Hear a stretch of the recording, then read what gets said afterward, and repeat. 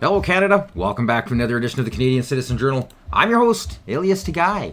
Well, I had an incredibly busy night. I don't get much sleep, especially with some heavy stories, but I'm proud to say that I have a she's I guess she'd now be called a sow.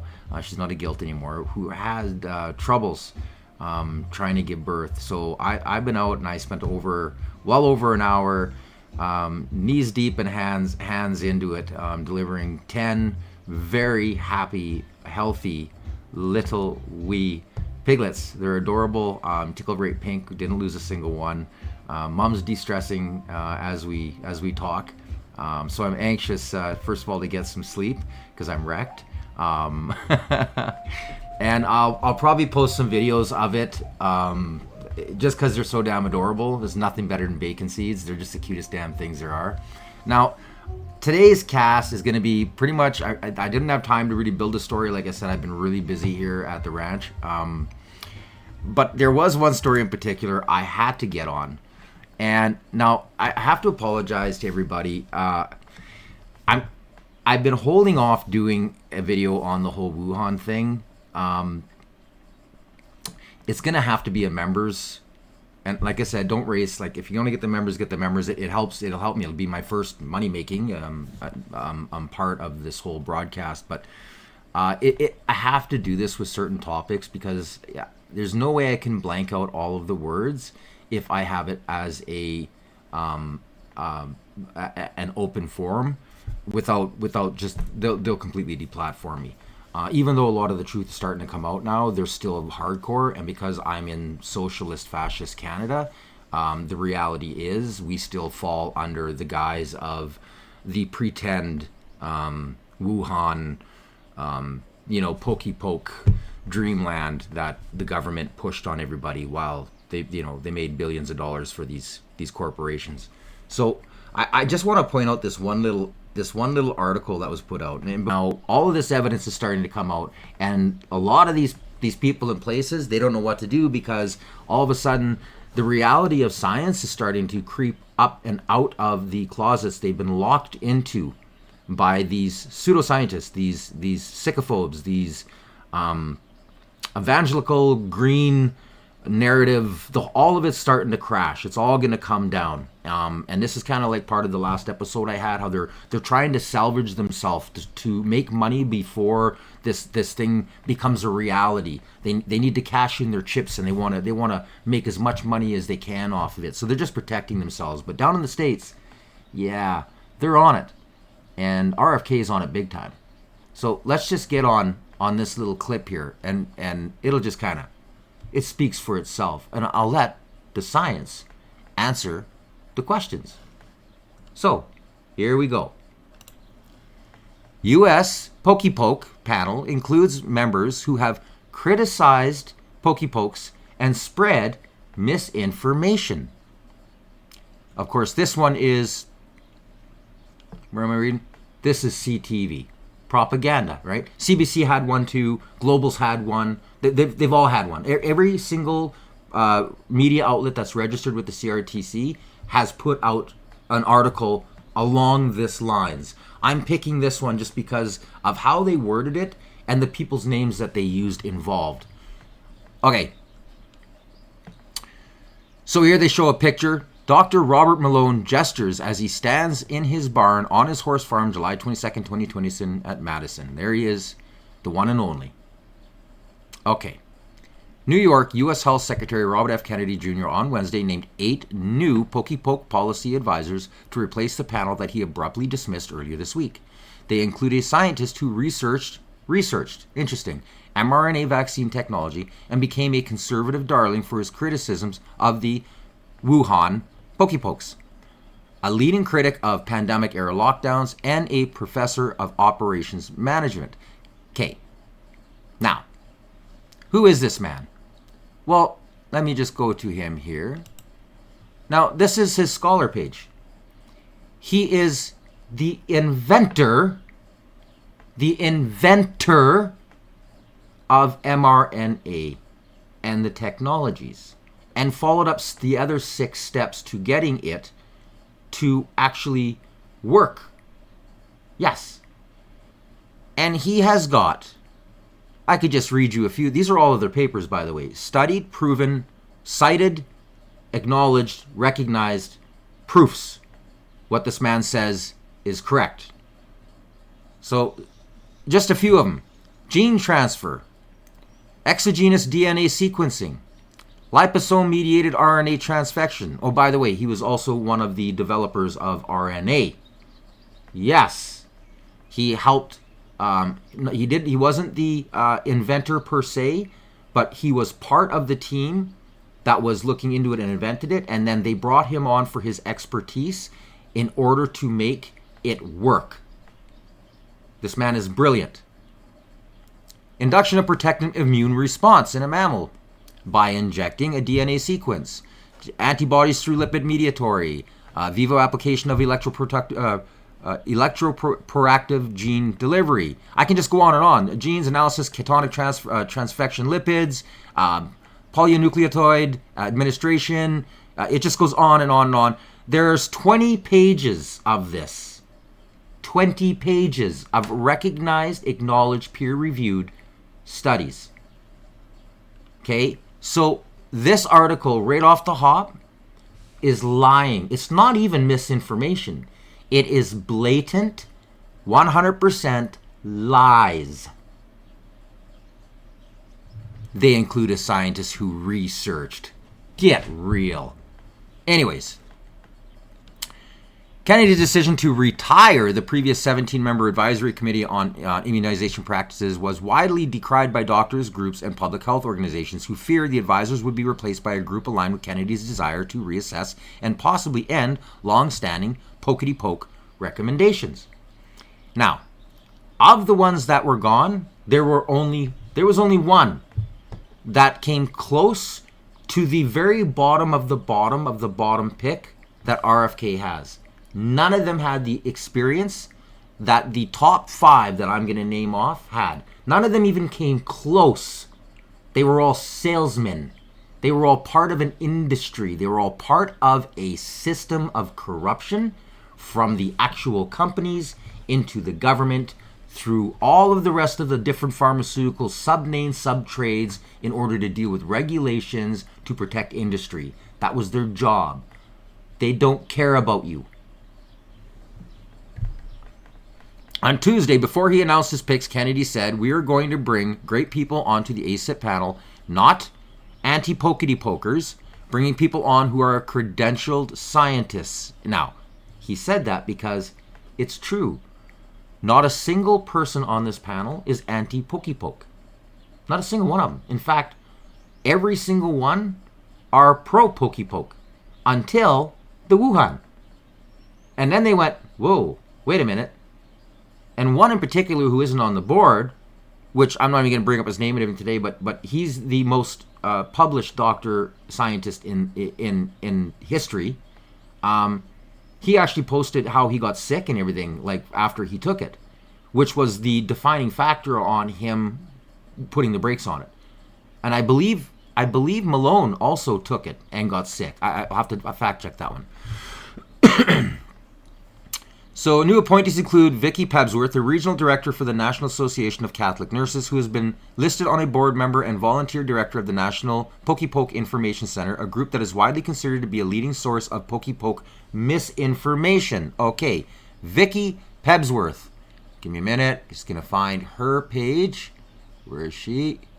Oh, right. She's the only one I couldn't find that had any write-ups, any that hadn't produced any scientific papers. But she probably does. I just couldn't find them. Then of course they go into Dr. Robert Malone, for the former mRNA researcher who emerged as a close advisor to Kennedy during the measles outbreak. Malone, who runs a wellness institute and a popular blog, rose to prominence during the Wuhan pandemic as he relayed conspiracy theories. I love the way they say that, around the outbreak and the vaccine, or the pokey-pokes that followed. He has appeared on podcasts and other conservative news outlets where he promoted unproven and alternative treatments for measles and pokey-poke. Really? The guy who designed the mRNA and was helped design and actually make the RNA injections work? Right. Okay. Sure. CTV.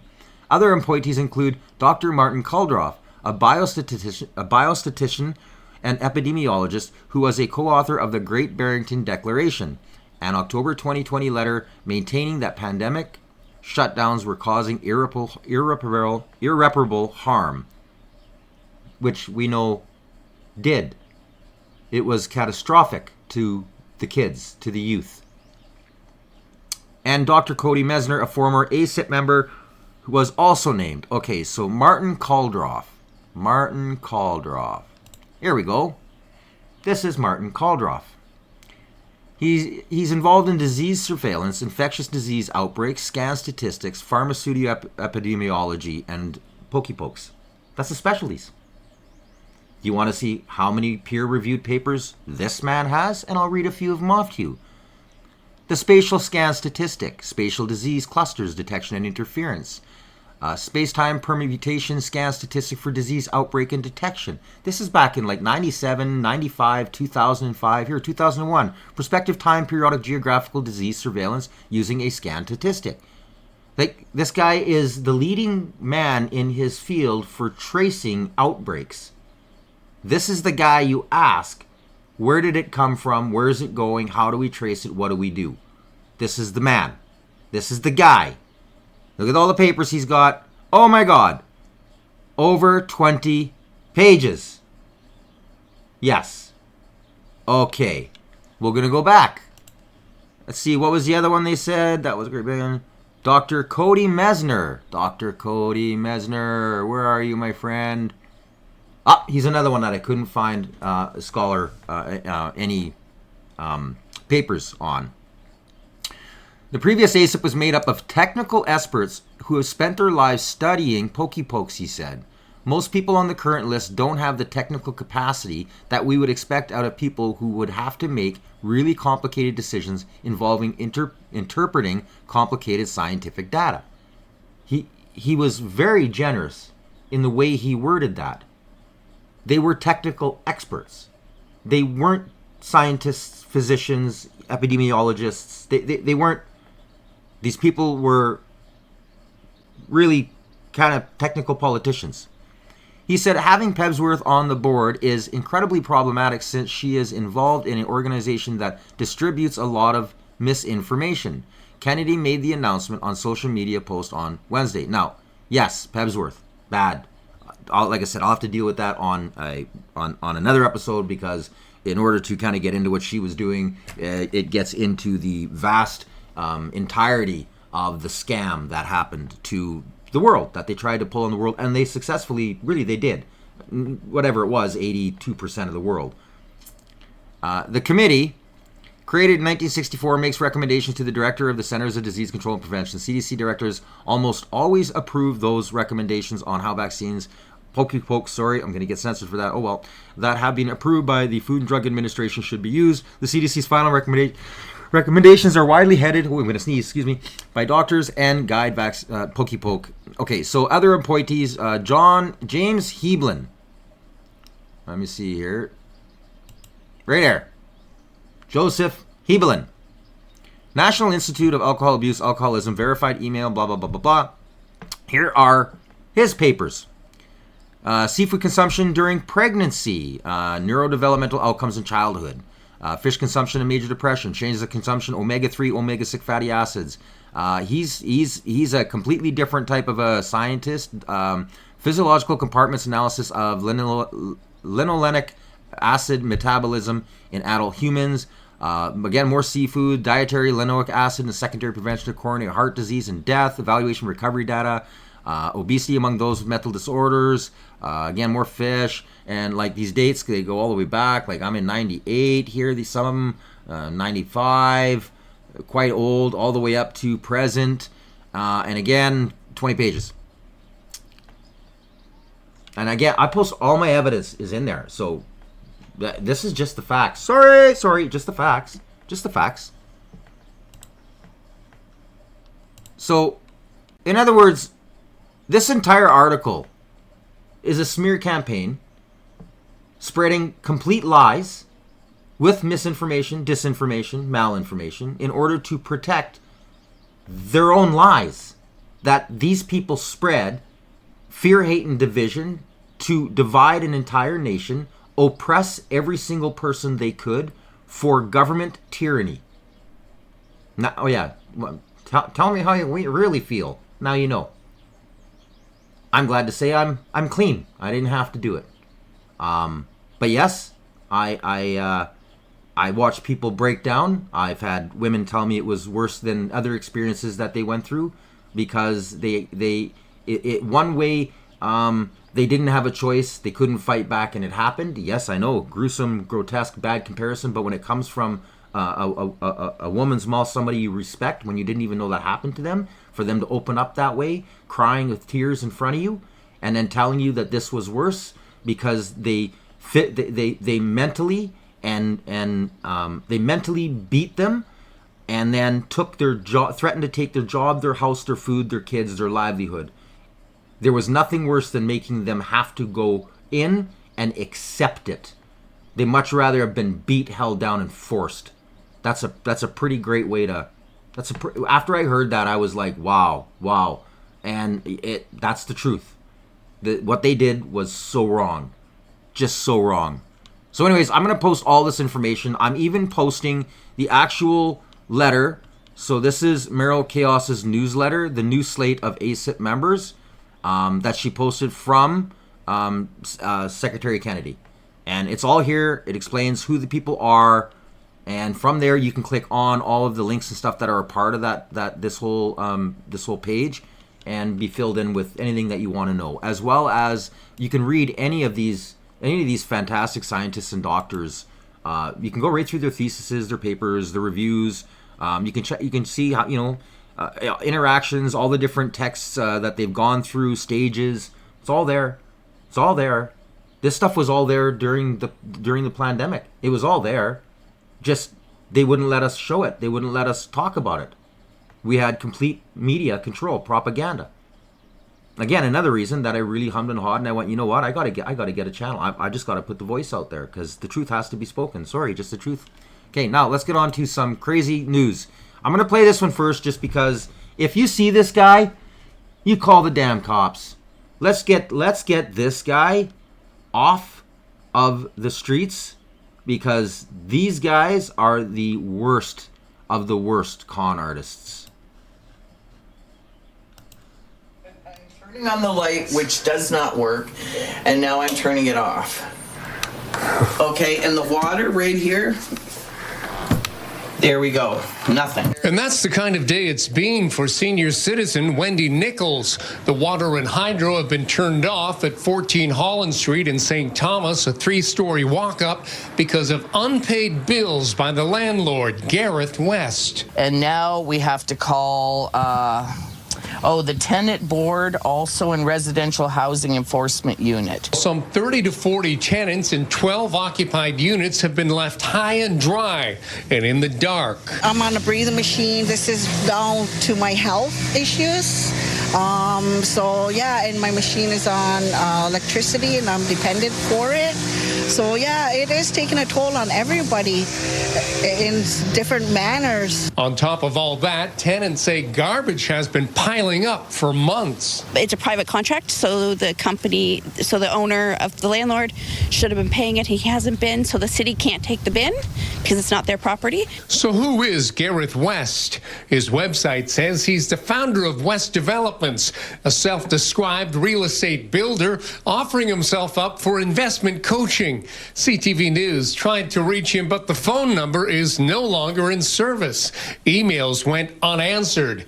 Meantime, the U.S. Attorney's Office in Vermont says the 38-year-old is one of 25 Canadian nationals indicted in a grandparent scam that defrauded elderly people in more than 40 states. According to a March 4th news release, Gareth West remains at large. Brian Bicknell, CTV News. This is absolutely disgusting. If you see him, make Sure, I'm turning on the light, which does not to work. the police. With This West, is his picture his again, so you can see website him. says he's the founder of West Developments, a Scum of the earth, self-described people. real estate builder offering himself. Take note. Memorize the face. If you see him, make sure you call the cops.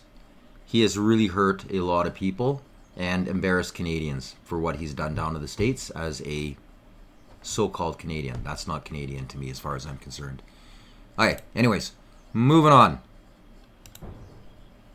I'll convince David Eby. I'll Convince him. You can convince him. I'll convince him. Alberta's premier promising to win over her BC counterpart to support a new oil pipeline to the west coast. Good luck with Premier that. David Eby has pointed out there's no proposal and no proponent to build it. But at an energy conference in Calgary Tuesday, Danielle Smith told the crowd she's on top of that as well. That's my job. There will be soon. We're working very hard on being able to get industry players, private sector players, to realize this time might be different. Smith says she wants the pipeline and expanded rail capacity to run from Alberta to the port of Prince Rupert. That's about 1,400 kilometers west of Edmonton. I think we owe it to Alberta. I think we owe it to our neighbors, our fellow Canadians, to at least examine it very, very seriously and have a solid look at the risk reward. Some energy experts have criticized Smith's push for a pipeline, doubting the market for Alberta oil overseas, and pointing out that laying pipe to Prince Rupert through the mountains and next to a major river would be difficult, costly, and environmentally risky. Eby's office directed City News to previous comments where the British Columbia Premier said if a project application comes forward, we'll cross that bridge when we get there. This BC-based political scientist says Eby is trying to thread the needle of appearing open for business, but still sensitive to voters who don't want more pipelines. There are going to be a lot of British Columbians who are concerned about the environmental impact on areas that are under a certain amount of protection right now, not going to want to give up on that, and others who are going to rightly be concerned regarding the status of Indigenous land claims along any pipeline. Smith was again asked about an apparent rise in support for Alberta leaving Canada and said Ottawa can cool that down with more pipelines and fewer environmental rules. Well, I hope the Prime Minister doesn't want to test it because I take it seriously. I have never seen separatist sentiment be as high as it is right now. We've done our own polling and we've seen numbers as high as 37%. You look historically, I don't know if it's ever been that high. But again, I've also seen it dissipate when Ottawa addresses the legitimate concerns Alberta has. The Prime Minister is due back in Alberta this weekend for the G7 summit in Kananaskis. From Edmonton. So the craziest part about this is that, again, this is mob mentality, and there's a lot of history books where great leaders have wrote that the one problem with democracy is that it is mob rule, and the person who controls the information to the mob controls the world. They've known that for a long time. That's why I always say, please like, share, and subscribe, because we have to break the bubble, and you got to get the news out. People have to see the truth. They have to realize it. When you got people like Eli Ross, who had every single nation along his route sit back and watch a bunch of honky idiots who had no idea what they were talking about, protesting in their name to shut them down on a project they were trying to build and get implemented. That tells you the idiocracy of the world we live in.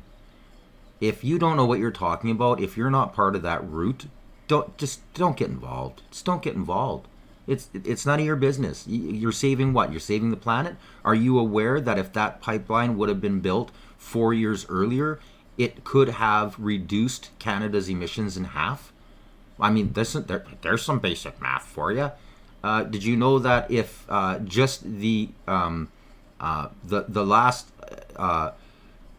Energy East and the Gateway would have completely eliminated Canada's emissions off of the map, from what we were saving from exported fuel and cutting down being able to give the East Coast natural gas and all of the rest of Eastern Canada that burn fuel oil?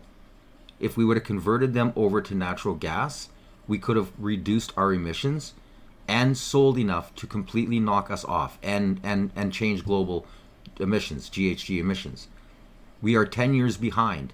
You have created a domino effect that it will take 30 or 40 years to catch up, and that's if we build pipelines today. So the whole ideology that keep it in the ground is costing your beliefs, the GHG believers that carbon's bad, these believers, it's actually against the philosophy they think is reality. It's just so backwards thinking. I can't wrap my head around it. I'm a math guy. I can't. My brain is going, what? What do you mean? You'd rather see them burn coal?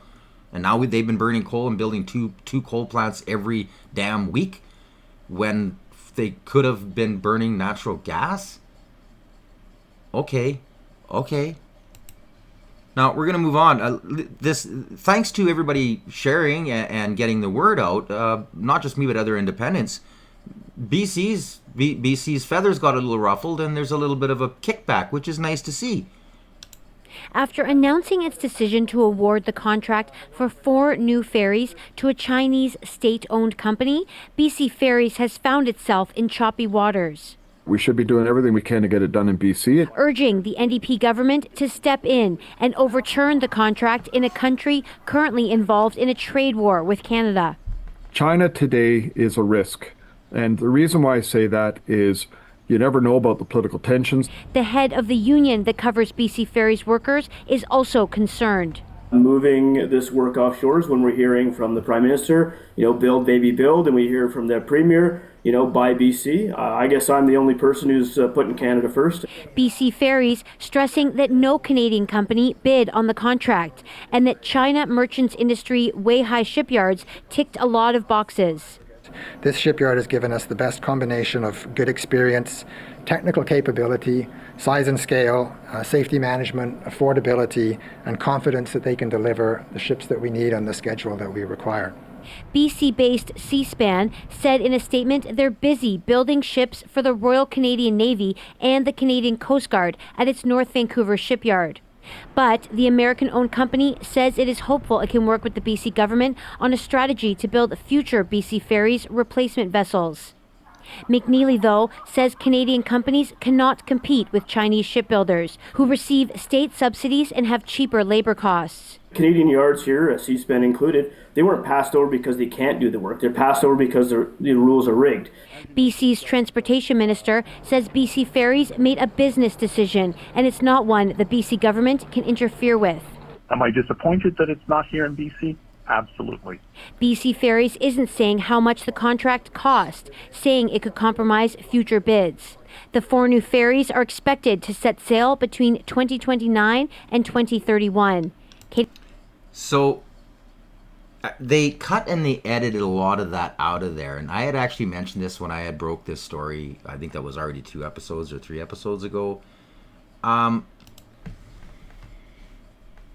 If anybody in the NDP, like that idiot, opens his mouth like he did and says, oh, he's really disappointed in it and there's nothing he can do. They're the reason. They're the reason. Because of their carbon tax. It has made Canada uncompetitive on the global stage. We cannot compete. In fact, Canadians can't even compete in Canada because imports, other countries, like 90% of all the other countries around the world, can make stuff, ship it here, and still sell it for half the cost that it takes us just to make it. Why? This goes back to the whole, sorry I'm a libertarian, but when you have to pay somebody a living wage because the government takes almost half of their paycheck, the wages are too much. When you have to pay the carbon taxes on every little thing you use or do, you can't compete because the other countries don't have that. Every single aspect of our socialist country is the demise of our socialist country.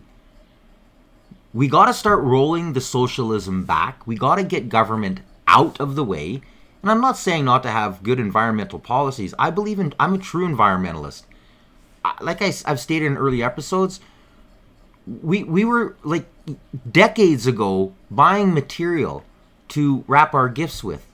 It was either newspaper or we decided something prettier would be material. And lo and behold, we started getting gifts back where it was like homemade dresses and kids' clothes and stuff from that we had given a gift would come back as a gift as clothing. It was a complete recycle. Or just getting it back as a gift. And it was recyclable. Let alone all the rest of recycling. As well as, like never peeing upstream on my own river I drink from. These are the things that, true environmentalists believe in. The whole carbon lie, that's irrelevant to me. Totally irrelevant to me. When you're going to get a heavy frost, I'm sorry, we would light fires and pray the wind didn't pick up so that the warmth of the smoke could actually go along and stop the frost from hurting our plants. Plus, it gives them a boost of carbon, which gives it that revitalizing part on the leaves in case they did go into a little bit of shock to revitalize the plant and kickstart it. I'm sorry, carbon. Yeah, carbon. And like I said, my greenhouse, to inject carbon into there in order to speed up the process of the plants because Canada's got a short growing season. I mean, a true environmentalist. So this whole thing with BC, this is self-inflicted. And it goes right up to the Liberal Party. This is the green zealotism that's doing it. And yes, parties before that, allowing the taxes to be what they are today. I mean, everything from the introduction of the GST and all the rest of it. It's all to cover government expenditures for stuff that we can't afford. We can't afford it.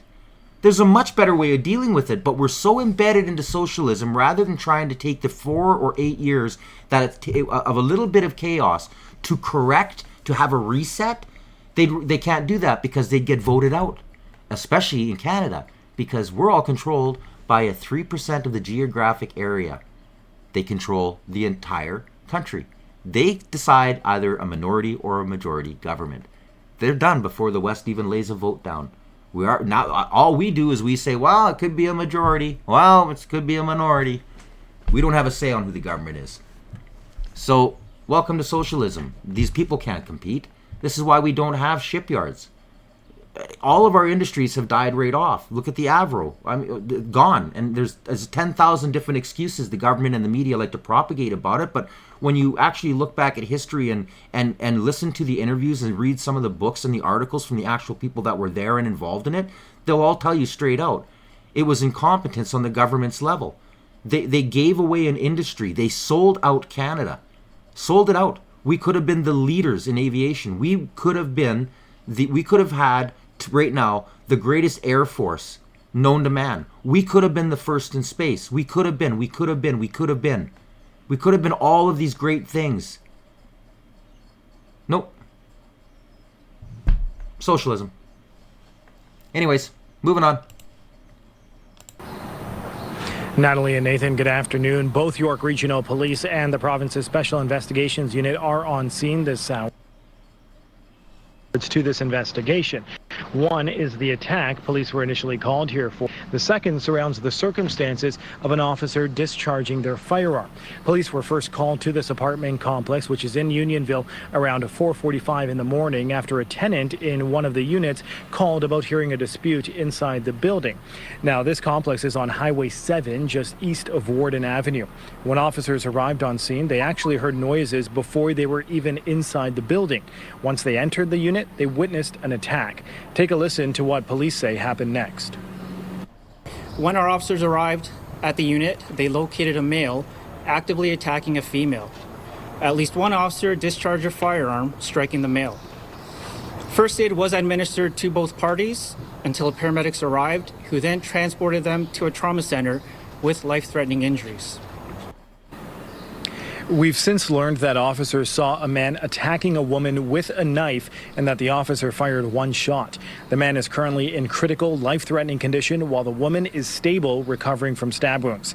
The SIU tells us no one else was in the unit at the time, but they haven't confirmed if this is a case of domestic violence. We've also been speaking with other residents who live here. Have a listen to how they're feeling. It's kind of scary, actually. We just moved here. We moved here about 2 months ago. Yeah, so it's a little scary. I heard the incident happened around 4, which is crazy because I was sleeping right upstairs. And just to hear that, it's crazy. This place is always quiet, and neighbor and everybody is nice. It never happened before, I think. 3 investigators and 3 forensic investigators are on scene right now, and part of their work will be determining the relationship between the 2 individuals. Their names have not been made public. Reporting live, I'm Raheem Ladani. Kudos to the officer. Nice. 1 shot discharged, 1 hit. Wow. Well done. Clap, clap. Awesome. Just over a day after someone shot at this business in Surrey, the bullet hole has been filled. But a few kilometers away, the scene is more dramatic. Bullet holes and shattered glass are still visible. They shot banquet hall. They put 7-8 bullets there. Satish Kumar, who owns this banquet hall, says the next day he received a voice message from an anonymous number. These guys took the responsibility. They said, we did that. Kumar says since May 28th, he's received similar voice messages demanding he pay a lot of money. He called police that day. One of the officers just called me. They said, send me recording. I blocked the call.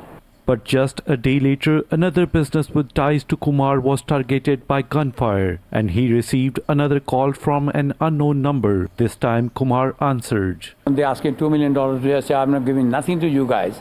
Surrey police says it's investigating both shootings. We understand that the individual connected to the Reflections Banquet Hall had past associations to that business, but again, we have to speak with all of the businesses in that complex in order to rule that out before we can make connections. Kumar, who is also the president of Lakshmi Narayan Temple in Surrey, organized a public forum in December 2023 after several South Asian businesses were allegedly targeted for extortions. Kumar's son's house was also shot at during that time. We have no information so far, what they did so far. BC's Attorney General says she sympathizes with Kumar. I understand the need for there to be quicker action on this, and of course when investigations are underway, it's inappropriate and really hard for anybody to talk about it publicly because it may compromise the investigation. But the official opposition has concerns. Attorney General got a mandate letter, the Solicitor General got a mandate letter, but there is no mention of extortion in any of those mandate letters. Kumar says he's organizing another public forum this weekend to gather support and push public officials to take more action. Saurabh Sandhu, CBC News, Surrey. So the cops tell him to block the call, not answer the call. Seriously? Seriously? And then of course, now that they're not getting their phone call through, they get mad and they come at him again. That could have cost this man or some innocent people their lives. Like, why, if they know it's there, like, are we really is our system that broken that they can't actually embed the phone line and wait for the call and be part of, like, is it that bad? Is Canada really that broken? Like, I know we're broke beyond belief, but if it's that bad, these extortions are crazy. They've just exploded all across Canada. We're spending money on the wrong things here, people. We begin with breaking news. More homes in Squamish have been put on evacuation alert because of a raging wildfire. The flames are burning out of control on steep, rugged terrain along the Sea to Sky Highway. An entire neighborhood in Brackendale has been told to be ready to leave immediately if flames get too close to homes. According to the Squamish Fire Chief, the blaze began late in the afternoon yesterday and quickly grew to about 5 hectares in size. Nearly 24 firefighters from the BC Wildfire Service are focusing on a ground attack supported by those helicopters, while the local fire department is setting up sprinkler systems and trying to protect those nearby homes. Even with all the resources deployed here, officials expect this to be a stubborn fire to extinguish. I really hope the best for them out there. That fire, like you can see, it's right on the edge of the town. Be safe, people of Squamish. And kudos out. These pilots, these pilots are absolute heroes. And if you watch them in action, wow, they are fabulous at their jobs. some of the best flying. I remember when the California fires were going on, there were people taking video of the Canadian pilots and the bombers, how they were actually going up and down, staying 100 feet above, and just hitting, and like I said, following the contour all the way around. And the Americans were just blown away. They were like, those Canadians are the best, like, firefighter pilots we've ever seen. We blew them away. Those videos went viral all around the world. We literally blew the world away on how great our pilots really are. And here we are. The first donation we gave to Ukraine could have bought us 50 bombers and pilots. That was just the first payment they sent to Ukraine. And here we are, short. Could have had all these fires put out. Yeah. Welcome to Canada.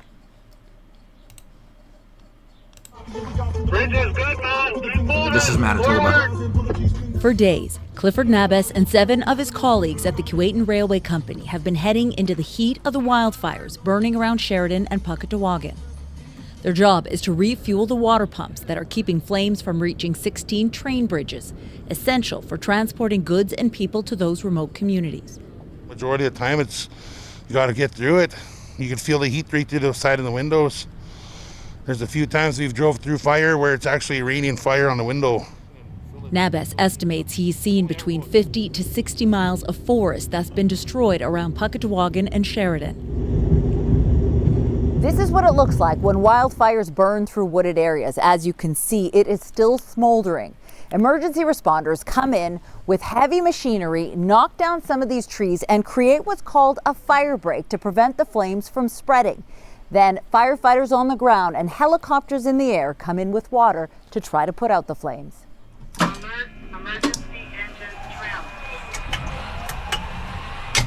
After spending 22 years in the United States Marines, Rob Brunken decided to get his pilot's license. Now he flies for Columbia Helicopters in Aurora, Oregon. When the American company heard Manitoba needed air support to fight growing wildfires, they assembled a crew, loaded up 2 choppers, and came to help. We kind of showed up, kicked all our gear out, and have just been trying to help wherever we can. Brunken says you can't put out wildfires with a helicopter and a water bucket, but they provide critical air support for firefighters on the ground. There's usually what's called an air attack. It's an aircraft that circles overhead that can see the whole fire, and they can see us, they can see all the air assets and the ground assets. So really they're coordinating kind of, the coach of the whole thing. They're coordinating between the ground crews and the helicopter crews or even the aircraft, how to get the fire to burn itself out. That's really what we're trying to do. Gary Lejam and his team use bulldozers to break up the tree line to prevent fires from spreading. He says most of the time it works. You'll make just like a road allowance, and then when the fire gets there, it's got to kind of stop. It's got no fuel. The only time the fire goes over that is if there's big, heavy winds, and sometimes it'll fly over top. These are just 3 of the emergency responders on the front lines of the Manitoba wildfire fight, doing the best they can to save people and property. This wind keeps gusting. Now, they just need the weather to cooperate. Caroline Bargood, CBC News, Yeah, the wind. The wind is the enemy to firefighters. Well, this is good news. It was 5 years ago when this statue of Sir John A. Macdonald at Queen's Park was the subject of protests and vandalism before being boarded up. Today, the covering came down amidst continued controversy.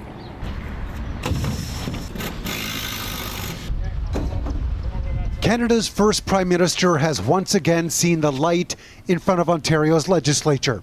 The wood paneling and scaffolding removed quickly Wednesday morning, knowing its presence will likely stir up hard feelings again. It is a very controversial figure, and there are sensitivities surrounding the removal of the hoarding. Having said that, it's also important, once a decision has been made, to ensure that we do as much as possible to prevent further vandalism. These idiots. In 2020, the statue was covered in paint by protesters who pointed to Macdonald as one of the creators of the country's residential school system. Before being covered up by the province, children's shoes were placed at the base, representing unmarked graves. They are now on display as part of an exhibit inside Queen's Park. Because of the decision that we have a responsibility, I believe, in speaking I get a with kick out members. of those shoes. It's just an insult. It really is. It's living the lie. At least they're wording it better now. They're not saying mass graves, because that is a blatant lie. They're just, unmarked graves. There's still no evidence that any of the kids were, dislifed on purpose. Not that there wasn't abuses and atrocities that happened there. They were rare. They did happen. And you got to remember, back in the time, there was heavier discipline than there was today, which did happen. But I know personally, people who and family who have good memories of the residential system, and also some that have bad. So there's two sides to it. And again, these are all people that have no idea what they're talking about. They're living off propaganda, spreading fear, hate, and division. They have no idea. The unmarked graves, that's exactly what they are. They're unmarked. They used to be marked. Time goes on. People were forgotten. Schools were closed. Wood rots. There they are. Then instead of doing that, why don't you go out and try and locate? And how about spend your time and your money, instead of out there throwing paint, destroying taxpayers' dollars? Why don't you spend it, making proper headstones and marking all of the graves out there and helping fund the process to find them? I think that would be a lot more, in terms of reconciliation, and definitely a more positive way of approaching it, as opposed to doing the exact same thing that you're accusing these people from the past from doing. You're being an idiot. You're being destructive. You're causing hate. You're causing pain. Why? And they put a nice placard on there too, correcting on it. Like the history, there's things in the past that we can't correct. We have to understand them. And how about in the future, we try to be better so that when statues are made of us, they don't get destroyed. Like, what a great way to do. Like, they did a really good job on that. It's all because of media spreading lies, and nobody's correcting them. They don't correct them. And they have to correct them. That's why I'm here. That's why a lot of these other independents are here, and we get flack from some idiots. But for the most part, most people look into it. They look at the research, because I posted all below, and realize, holy cow, yeah, holy shit, there it is. There's the evidence. That's true. I never thought about that. Oh, interesting. Or that's the guy's opinion. Oh, okay, well, he's got his facts. Well, maybe he hasn't seen this. Again, share it. Let me know how you feel. But talk to me in the comments. Moving on. There are 3 ships burning. Well, actually, there's 31 ships burning around the world. That number kind of fluctuates. It's hard to really get dates and know exactly when they were burning, because so much of it is hidden. These 3 I'm going to show you, because these 3 were all caused by lithium batteries. This one is a cargo ship off the Kerala coast that started burning on shore. Chinese boat. And the Indian military, actually, unbelievable, they hooked up to it, they drug it out to sea and rescued, I believe, 18 people off board. Air 503 caught fire after an explosion on board. The incident occurred on 9th June, 1944 nautical miles off Ajhikal in Kannur, and about 130 nautical miles northwest of Kochi. All right, okay, this is the one that started offshore. This is the MV Wan Hai. 5 have been injured. So this has already been burning a 18 few were days. Successfully rescued. It's abandoned. 14 of them it's just going to Chinese sink all the contaminants. What burns is burning, and you saw the smoke, the plumes. This crap is like heavily toxic. There have been some comparisons. A lot of the people that are talking, I can't really find their credentials to know whether or not they're right. They're dealing in a field that I don't really know, so I'll have to study lots on how their actual metric process works to do the comparison. I don't really have a lot of time. I got lots of other things I'm working on, but when I find any that actually are from people who are specialists in their field that are putting the actual math for it, I'll let you know. But it sounds as though like this one that I had reported on. A news story that took my attention over the past couple of days, certainly Tim Blair has noticed it as well. It relates to electric vehicles and fires on the high seas. Have a look. In the Pacific, near Alaska, a ghost ship left to burn. All crew forced to abandon the Morning Midas when the vessel caught alight, while transporting 3,000 cars from China to Mexico, 800 electric vehicles supercharging the blaze. Okay, so there's been 3 or 4 different articles I've read where they're all fairly close to each other, where they're saying that of these EVs, 80 of these if there's 80 EVs on there and they all burn completely before they sink, that's more emissions. This is craziness. This is more emissions than a city with a population of 2.5 million people produce in a year. Think about that. 2.5 million people.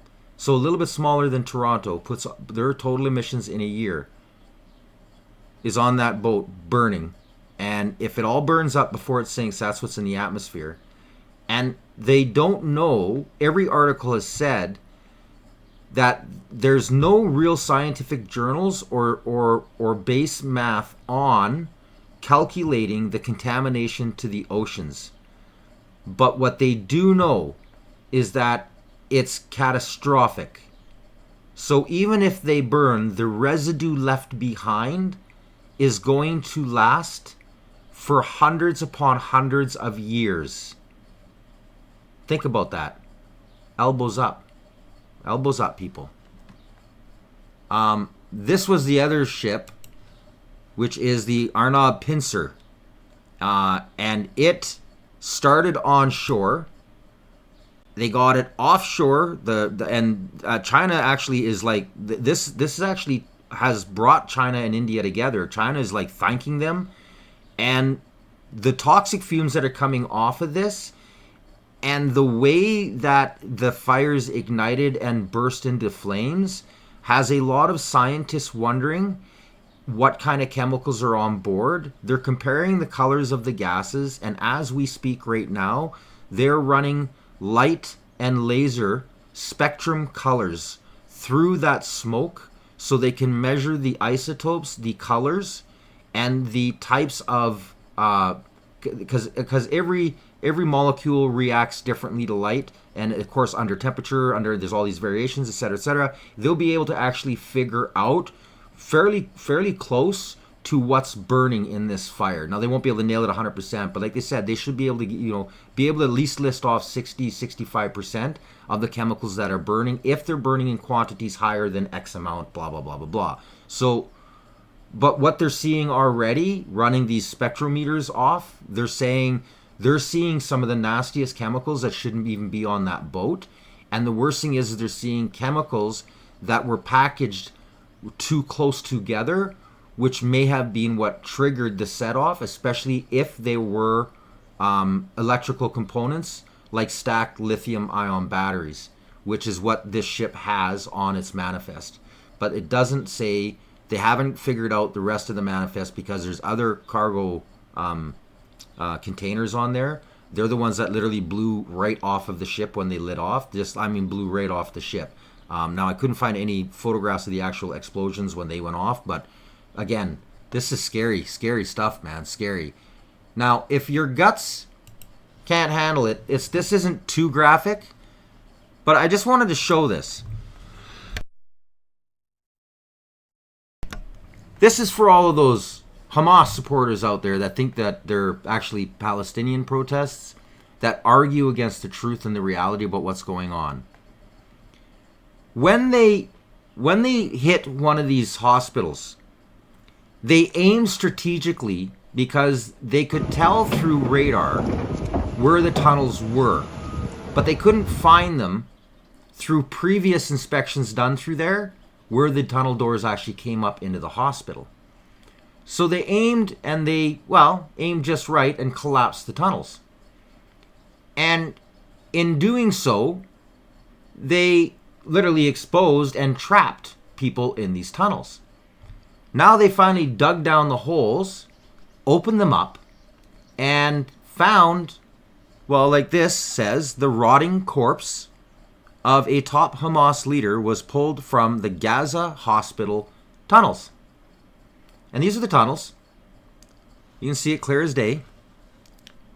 And there's one of the corpses. They're bragging about the one guy because he's a top Hamas soldier, but I guess there were a whole bunch of them that were down there. They had starved together, and it looked like there was a little bit of a gunfight as well. They may have actually offed each other. Could have been for food, could have been for whatever. They're animals, so it doesn't matter. Yeah, but if you take a look really carefully, you can see the tunnels go right underneath the hospital. This is only one. I guess there's 6 spurs on this one tunnel. So you can see it goes literally right underneath the emergency doors. It's probably, well, where that gondola is, straight underneath there is where that tunnel goes right underneath into the hospital. So for all of those people out there saying, oh no, that's untrue, it's just more evidence. And I saw this one and I thought, this is brilliant, this is great. And the best part is now that they're foot tracing the tunnels in, they'll be able to actually go up and find where they come out. And it'll save them having to just demolish, because they were just going to demolish the whole hospital. At least this way, now they maybe actually able to salvage the hospital, get it back up and running a lot quicker than running the triage that they are out of tents and actually have a full running facility, which is what Israel is trying to do. Just your mainstream media doesn't want to tell you the truth, that's all. So anyways, and the one last story. This is breaking. This happened right when I was starting to do my morning recording. Yes, Gareth. I'm just going to interrupt you for a second. Just hearing from London Gatwick Airport itself. 242 London Gatwick putting people out a statement. We can confirm on board have passed. That crashed on departure from Ahmedabad Airport today was due to land at London Gatwick at 18:25 local time. This is breaking news from London Gatwick Airport, confirming flight AI171 that crashed on departure from Ahmedabad Airport today was due to land at London Gatwick at 18:25 local time. Let's just show you this statement. I think we can bring it to you. This is pinned to the top of their X account. Let me read it to you once more. London Gatwick Airport, we can confirm flight AI171 that had crashed on departure from Ahmedabad Airport today was due to land at London Gatwick at 18:25 local time. And you can see that they have put a notice link there for people to follow for more information. We also know that Air India intend to post more information on their website and their Twitter account as they can. Let's bring in Julian Bray, Very an sad. aviation That's security just, expert. Julian, good to have you with us. Very sad. 242 lives lost. I'll keep you posted. Hopefully it's not full fatalities, but by what I'm hearing, it sounds like nobody was walking away from that. Yeah, and like I said, literally it just happened at the beginning of my broadcast. So, wow, you guys, another day, another crazy day of propaganda and just chaos in Canada. Make sure you like, share, and subscribe. Get the word out. Try and break this propaganda bubble. If you feel like donating, donate. My email is down there, CanadianCitizenJournal@gmail.com. I'd rather you just check out the graft I have, though. I've got some great merchandise. I've got some pretty amazing independent sweaters. I've got my ethos, which is words to live by. Again, the link is posted down below. Yeah, until next time, guys, I got a really busy day. I don't think I'm going to get another episode here today. Between the litter I just saw my sow, or helped my sow drop, and some appointments that I have in the city, I'm not going to have time to post another video here tonight. So until the next one, which should be tomorrow morning, I'm Alias Tagay. You've been watching Canadian Citizen Journal. Stay informed.